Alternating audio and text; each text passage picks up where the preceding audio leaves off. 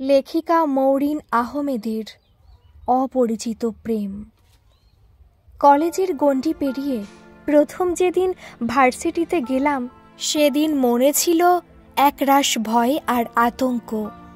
জানতাম না ঠিক কি হতে যাচ্ছে আমার জীবনে। একে বাবার ট্রান্সফারের কারণে নতুন এক জায়গায় এসে পড়েছি, কাউকেই চিনি না। তার মধ্যে আবার আছে ভার্সিটির সিনিয়রদের ভয়। শুনেছি ওদের হাতে পড়লে নাকি রক্ষে নেই, কি সব র্যাগ না কি যেন দেয় তারা। শত ভয় আর আতঙ্ক নিয়ে সেদিন প্রথম ক্লাসটা করতে গিয়েছিলাম। তবে যে ভয় আর শঙ্কায় মন ছিল শঙ্কিত, মুহূর্তেই তা হারিয়ে গেল নতুন সৃষ্টি হওয়া বন্ধুত্বের জোয়ারে। আমার সেই বন্ধুটির নাম ছিল সাথী ইসলাম। তার সাথে প্রথম দিনের ক্লাসটা ভালোভাবে করে বাড়ি গিয়েছিলাম, কিন্তু বিপত্তি তো সেদিন ঘটেনি, ঘটেছিল তার পরের দিন। ভার্সিটির গেট দিয়ে ঢুকতেই চোখ আটকে গেল এক হলুদ পাঞ্জাবি পরা হিমুকে দেখে। হলুদ পাঞ্জাবি দেখে নামটা হিমু রাখলেও তার আসল নামটা কি ছিল তা আমি জানতাম না। পরে অবশ্য জেনেছিলাম তিনি হিমু ছিলেন না, তিনি ছিলেন, না থাক বলবো না। সেই হিমুকে দেখেছিলাম আরেক পাঞ্জাবি পরা ছেলের সাথে কথা বলতে বলতে হেঁটে যাচ্ছিলেন। মাঝে মাঝে কথার ছলে হেসে উঠছিলেন।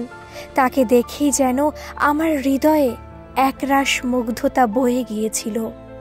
কিন্তু সেদিনের পর তাকে অনেক খুঁজেও আর পাইনি আমি। যেহেতু তাকে প্রথম ভার্সিটিতেই দেখেছিলাম আর নামটাও জানি না, তাই সেভাবে আর খোঁজাটাও হয়ে ওঠেনি। অনেক খোঁজাখুঁজির পর সাথী সান্ত্বনা দিয়ে বলেছিল হয়তো তিনি এ ভার্সিটির নয়, কোনো কাজে এসেছিলেন, তাকে মনে হয় আর পাওয়া যাবে না, তাই আর না খোঁজাই ভালো। কিন্তু মানুষ যা ভাবে তা কখনোই হয় না। তেমনই হঠাৎ করে তার দেখা পেয়ে গেলাম। একদিন ব্রেক টাইমে দেখি উনি বটতলায় বসে আড্ডা দিচ্ছেন। তার সাথের ছেলেমেয়েগুলোর মুখ আমার বেশ পরিচিত। ভার্সিটিতে আসতে যেতে প্রায়শই তাদের দেখতাম আমি। তারা তো এ ভার্সিটিরই ছাত্র, তবে তিনি। তারপর থেকেই মাঝে মাঝে মেঘনা চাইতে বৃষ্টির মতো করে আপনার দেখা পেতাম আমি। হঠাৎ এসে হঠাৎই চলে যেতেন, কখনো লাইব্রেরিতে, কখনো ক্যান্টিনে, কখনো মাঠে, কখনো বা বটতলায়। কিন্তু কখনোই আপনার সাথে পরিচিত হতে পারিনি আমি। আপনি খুব হাসিখুশি, দুষ্টু, প্রাণোচ্ছল আর অমায়িক একজন ছিলেন। দেখতাম সবার সাথে খুব সহজেই মিশে যেতেন। অপরিচিত কারোর সাথে পরিচিত হতে খুব একটা সময় লাগতো না, কিন্তু আমি পারিনি সেই সুযোগটাকে কাজে লাগাতে, পারিনি নিজে থেকে পরিচিত হতে। দূর থেকে দেখেই আমার ভালো লাগতো। সাথীর মাধ্যমে জেনেছিলাম আপনার নাম, ইয়ার, ডিপার্টমেন্ট সব। অনার্স চতুর্থ বর্ষের শিক্ষার্থী ছিলেন তখন। নম্র ভদ্র টাইপের হলেও দুষ্টুমি আর ফাজলামোতে আপনার জুড়ি মেলা ভার। সে কথা আমি সহ ভার্সিটির প্রায় সবাই জানতো। তারপর একটা প্রজেক্টের কাজের জন্য আপনার সাথে পরিচয় হলো আমার। যৌথ সেই প্রজেক্টে গ্রুপ করে কাজ করতে হতো আর সিনিয়রদের হেল্প লাগতো। আপনিই পড়েছিলেন আমাদের গ্রুপে, সেই সূত্রেই পরিচয়। আপনি আপনার স্বভাব সুলভভাবেই আমার সাথে মেশার চেষ্টা করেছিলেন, কিন্তু আমি পারিনি। আমার মাঝে সবসময় অজানা একটা জড়তা কাজ করত, তাই সহজ হতে চেয়েও হওয়া আর হয়নি। 3 মাসের সেই প্রজেক্টে আপনার সম্পর্কে অনেক কিছুই জানা হয়েছিল আমার। আপনাকে দেখেছি, চিনেছি, ভালোবেসেছি। হ্যাঁ, প্রথম দেখার সেই ভালো লাগাটা ওই 3 মাসের পরিচয়ে ভালোবাসায় পরিণত হয়েছিল। তবে বলা আর হয়ে ওঠেনি। ওই যে বললাম জড়তা, ওই জড়তার কারণেই আর বলতে পারিনি। বললে কি হতে পারে সেটা ভেবেই সরে এসেছিলাম। আমার হৃদয়ে গড়ে ওঠা সেই ভালোবাসাটা না হয় থাকুক আমার হৃদয়ে। দেখতে দেখতে সময় পার হয়ে গেল। আপনি মাস্টার্স পাশ করলেন, ফার্স্ট ক্লাস ফার্স্ট হয়ে এই ভার্সিটিতেই অ্যাপয়েন্টমেন্টের লেটার পেলেন। জানেন, আপনার রেজাল্ট শুনে যতটা খুশি হয়েছিলাম ঠিক ততটাই কষ্টে এ হৃদয় ভরে গিয়েছিল। কারণ এরপর আপনি জব করবেন, চলে যাবেন এখান থেকে। আগের সেই চোখের দেখাটাও বুঝি আর হবে না। তবে যখন শুনলাম আপনি এ ভার্সিটিতে জয়েন্ট করছেন, শুনে কি খুশিটাই না হয়েছিলাম। জয়েনিংয়ের কিছুদিন আগে আপনার অ্যাক্সিডেন্টের কথা শুনেই বুকটা ছ্যাঁত করে উঠেছিল। সাথী বলেছিল কারোর সাথে বাইক বাজিয়ে দিয়ে নাকি রক্তারক্তি অবস্থা। আপনাকে ওটিতে নিয়েছে, কিন্তু আপনার রক্তের গ্রুপ নাকি কারোর সাথে ম্যাচ করছে না। খবরটা শুনেই আমি আর সাথী দৌড়ে গেলাম হসপিটালে। তখন একবারও ভাবিনি কেউ যদি প্রশ্ন করে তুমি কে, তখন কি উত্তর দেব। যদি বলে ও তোমার কে হয় যে তার জন্য তুমি এত উদ্বিগ্ন। সেদিন শুধু ভেবেছিলাম আপনাকে দেখতে যাওয়াটা খুব জরুরি। আপনার রক্তের গ্রুপ ছিল ও নেগেটিভ, অনেক রেয়ার একটি গ্রুপ। সিনেমার নায়িকাদের মতো আমি সেদিন আপনাকে রক্ত দিতে পারিনি, কারণ আমার ছিল AB পজিটিভ। আপনার পরিবার বন্ধু কেউ কোথাও গ্রুপের রক্তের ডোনার খুঁজে পাচ্ছিল না। সবাই ভাবছিল আপনি বুঝি আর বাঁচবেন না। তবে হয়তো আল্লাহর অশেষ রহমতেই সেদিন বেঁচে গিয়েছিলেন আপনি। সাথী রক্তের গ্রুপ ছিল ও নেগেটিভ, যেটা আমি জানতাম না। রক্ত পাওয়া যাচ্ছিল না শুনে ও রাজি হয়েছিল রক্ত দিতে। ও রক্ত দেবার জন্য ভিতরে গেলে আমি বাইরে দাঁড়িয়ে থাকি। পাশাপাশি দুটো কেবিনের করিডোরে একটা করে বেঞ্চ। সাথী যাওয়ার পর লক্ষ্য করলাম দুজন মহিলা বেঞ্চটাতে বসে আছেন, একজন মধ্যবয়স্ক আর একজন আমার বয়সী। আমার বয়সী মেয়েটার পরনে ঘরে পরবার সুতি শাড়ি, দেখে বোঝাই যাচ্ছে কোনো খারাপ খবর পেয়ে ছুটে এসেছে। মেয়েটা তার শাড়ির আঁচলে মুখ চেপে ধরে কাঁদছে, আর মধ্যবয়স্ক মহিলাটি তার পিঠে আর মাথায় হাত বুলিয়ে দিচ্ছে। আমি ঠিক বুঝলাম না এনারা কারা। এরা কি ওনার কেউ নাকি অন্য কেউ? যদি তাই হয় তবে এই মধ্যবয়স্ক মহিলাটি ওনার মা হবে। কিন্তু মেয়েটা কে? অপারেশন সাকসেসফুল হলো, ওনাকে কেবিনে দেওয়া হলো। ডাক্তার বলে গেল জ্ঞান ফেরা পর্যন্ত অপেক্ষা করতে। আমি আর সাথী করিডোরে দাঁড়িয়ে আছি। তখনই একজন নার্স এসে বলল আপনার নাকি জ্ঞান ফিরেছে, আপনি নাকি আপনার মাকে খুঁজছেন। কথাটি শুনেই ওই মহিলাটি দৌড়ে গেলেন। উনি কেবিনে ঢুকতেই নার্সটা বলে গেল একজন একজন করে যাবেন, বেশি ভিড় করবেন না, এতে রোগীদের সমস্যা হয়। কিছুক্ষণ পর সাথীর ভিতরে যাবার ডাক পড়ল। পেশেন্ট নাকি দেখতে চায় কে তাকে রক্ত দিয়ে বাঁচালো। সাথী যেতে চাচ্ছিল না, কিন্তু তাও ওকে ঠেলে আমি দরজার কাছে দাঁড়িয়ে রইলাম। সেখান থেকে দেখলাম কি সুন্দর সুস্থ সবল হাসিখুশি ছেলেটার কি অবস্থা। কপালে হাতে পায়ে ব্যান্ডেজ, মুখ চোখ শুকনো, কথাও ঠিকমতো বলতে পারছেন না। উনি আর ওনার মা মিলে সাথীর সাথে কথা বলছেন। আন্টি সাথীর মাথায় হাত বুলিয়ে দিয়ে দোয়া করে দিল। তখন জীবনে প্রথমবারের মতো বন্ধুর পাওয়া কোনো জিনিসের প্রতি হিংসে হয়েছিল আমার। মনে হয়েছিল কেন আমার ব্লাড গ্রুপ ও নেগেটিভ হলো না, কেন AB পজিটিভ হতে হলো। সেদিন আমি আর আপনার সামনাসামনি যেতে পারিনি, কারণ নার্স বলেছিল একে একে যেতে। কিন্তু একে একে গেলে তো আমি আর যেতে পারবো না, কারণ আমি তো তার কেউ না, না বন্ধু, না ক্লাসমেট, আর না কোনো আত্মীয়। আমি তো তার জুনিয়র। আমি সেখানে গিয়েছিলাম সাথীর সাথে, আর তো কোনো কারণ নেই। কি পরিচয় তার সাথে দেখা করব আমি দরজার আড়াল থেকে সরে এলাম। দেখলাম ওই মেয়েটা তখনও ফুপাচ্ছে। আমি আর কৌতূহল দমাতে না পেরে তাকে গিয়ে বলেই বসলাম, পেশেন্ট আপনার কে হয়, মানে আপনি পেশেন্টের কে? প্রশ্ন শুনে মেয়েটা এক মুহূর্তের জন্য কান্না থামিয়ে আমার দিকে তাকালো। কান্না মেশানো কণ্ঠে বলল, জি আমি ওনার ওয়াইফ। কেন ওয়াইফ? শব্দটা কানে যেতেই থমকে গেলাম আমি। কি, উনি বিবাহিত? উনি বিয়ে করেছেন আর এই মেয়েটা ওনার ওয়াইফ? বিশ্বাস হয় না। তবুও নিজেকে সামলে নিয়ে বললাম, না মানে তখন থেকে দেখছি আপনি শুধু কেঁদেই যাচ্ছেন, তাই জানতে চাইছিলাম আর কি। চিন্তা করবেন না, আপনার স্বামীর জন্য দোয়া করুন, আল্লাহ নিশ্চয়ই আপনার দোয়া কবুল করবেন। I wish he will recover সুন।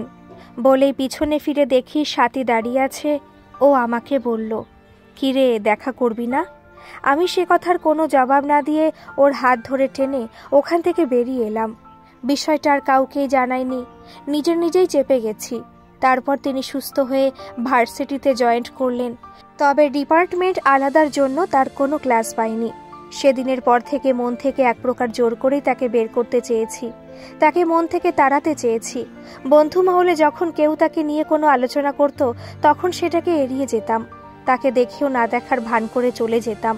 আমার এই পরিবর্তনগুলো আর কারো চোখে না পড়লেও স্বাতীর চোখে ঠিকই ধরা পড়তো। ও আমার কাছে জানতেও চাইতো, কিন্তু আমি বলিনি। থাক না কিছু কথা অজানা, কাউকে কিছু না জানিয়ে গড়ে ওঠা হৃদয়ের তাজমহলটা না হয় হৃদয়েই থাক, অযত্নে অবহেলায় না হয় ভেঙেই পড়ুক, কেউ তো জানবে না কিছু।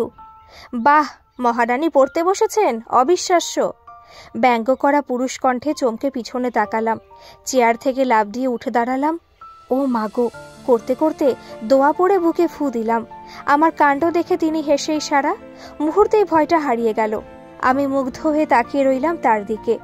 কি সুন্দর হাসি তার, হাসলে বা গালে টোল পড়ে, খোঁচা খোঁচা দাড়ির ফাঁকেও সে টোল যেন নিজ সৌন্দর্যে দীপ্তিমান।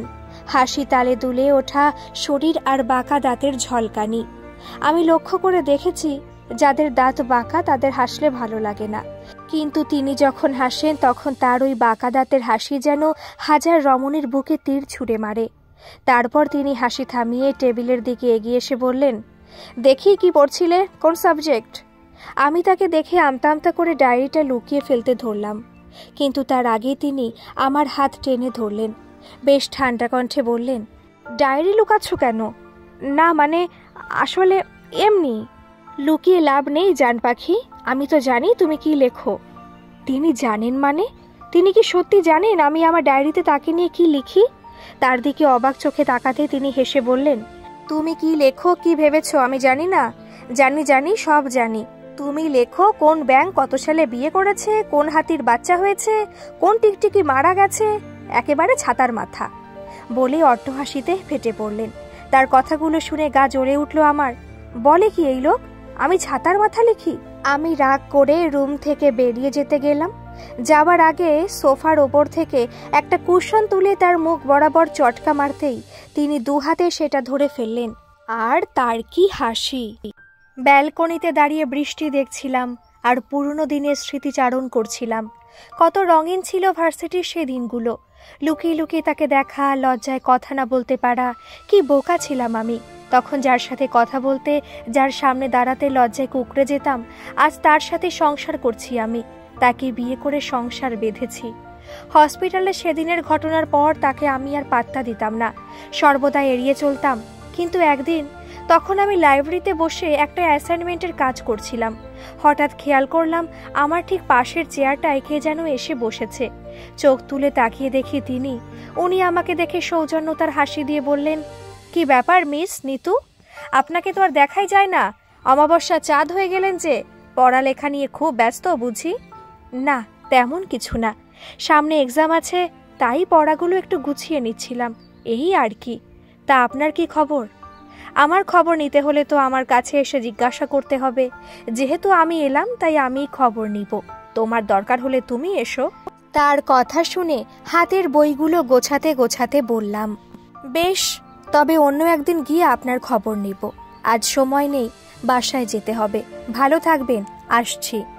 বলে চটপট উঠে দাঁড়িয়ে হাঁটা শুরু করে দিলাম। তবে একটা জিনিস বুঝলাম না, আগে উনি কথা বলতে এলে কেমন যেন লজ্জা লাগতো।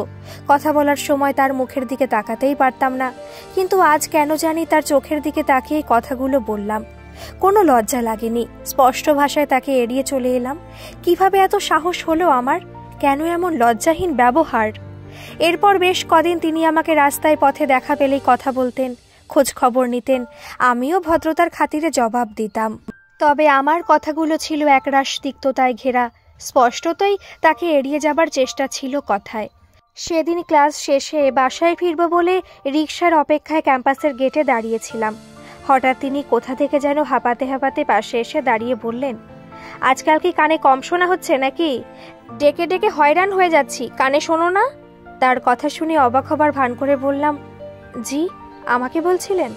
তিনি দুদিকে ঘন ঘন মাথা নাড়িয়ে বললেন, না না, তোমাকে কিছু বলিনি। ভালো আছো তুমি? পড়ালেখার কি অবস্থা? আলহামদুলিল্লাহ ভালো, বাসায় ফিরছিলাম, আসি তাহলে। বলেই চলে যাবার জন্য পা বাড়ালাম। তিনি হঠাৎ পিছন থেকেই বলে বসলেন, বাসায় ফেরাটা কি খুব জরুরি? কথাটা কানে যেতেই দাঁড়িয়ে গেলাম আমি। মাথা ঘুরিয়ে বললাম, কোনো কাজ তো নেই তাই? কেন, কোনো দরকার? হ্যাঁ, না মানে না না। জি, ঠিক বুঝতে পারলাম না। মানে তোমার সাথে আমার কিছু জরুরি কথা আছে, একটু সাইডে আসবে প্লিজ?